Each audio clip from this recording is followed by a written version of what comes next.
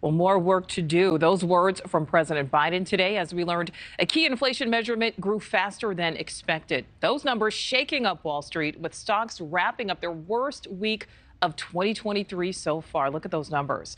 Chief Washington correspondent Blake Berman is live at the White House. Blake, the president has touted his work to improve our economy, but today's numbers really throwing a wrench in that.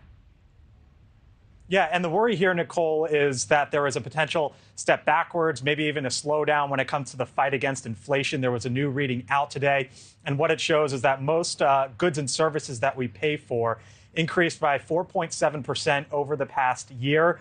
And the increase over the past month was a little bit more than just 0.5% alone in the past month. Both of those numbers coming in higher than expected. It is renewing fears that inflation just isn't coming down as fast as hoped, which could force the Federal Reserve to raise interest rates potentially 3 times in the upcoming months. That would likely drive up borrowing costs for individuals and businesses and likely lead to things like increasing mortgage rates and auto loans. The White House, you're right, they've been trying to highlight how inflation has been dropping in the recent months, but the president today provided some caution, saying in a statement, in part, quote, as I've long said, there may be setbacks along the way, but we face global economic challenges from a position of strength. Now, the more that the Federal Reserve is forced to raise interest rates to combat inflation, the more it's likely to cool down the economy and potentially take a toll on American jobs. For example, Nichole, right now, the unemployment rate is at 3.4%, but by the Federal Reserve's own projections, they believe that number could hit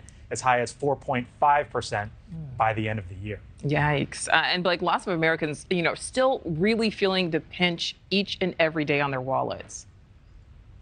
Yeah, when you look at the cost of transportation, Nichole, so that you can get to work, to pay for things like food and shelter, when you add all of that up, it has increased significantly over the past year. Take a look at some of the numbers we've put together. For example, transportation costs up roughly 14.5%, housing up nearly 8%, energy costs on the whole approaching 9%, the food in your fridge or pantry up more than 11%, and it's not like you're getting a break at restaurants either, as those food costs are up just over 8%. Here's some specific examples that stand out. Auto insurance up roughly 15%, electricity nearly 12%, your coffee and milk right around the same range, and it's not like your pets have been spared either. Pet food up about 15%. Nichole, when you add all of that up, Moody's estimates that American families right now are paying roughly $370 more a month than they were a year ago. Yeah, just to live. All right, Blake, thank you. Thank you for watching. Go to newsnationnow.com to find NewsNation on your television provider. And don't forget to click the red subscribe button below to get more of NewsNation's fact-driven, unbiased coverage.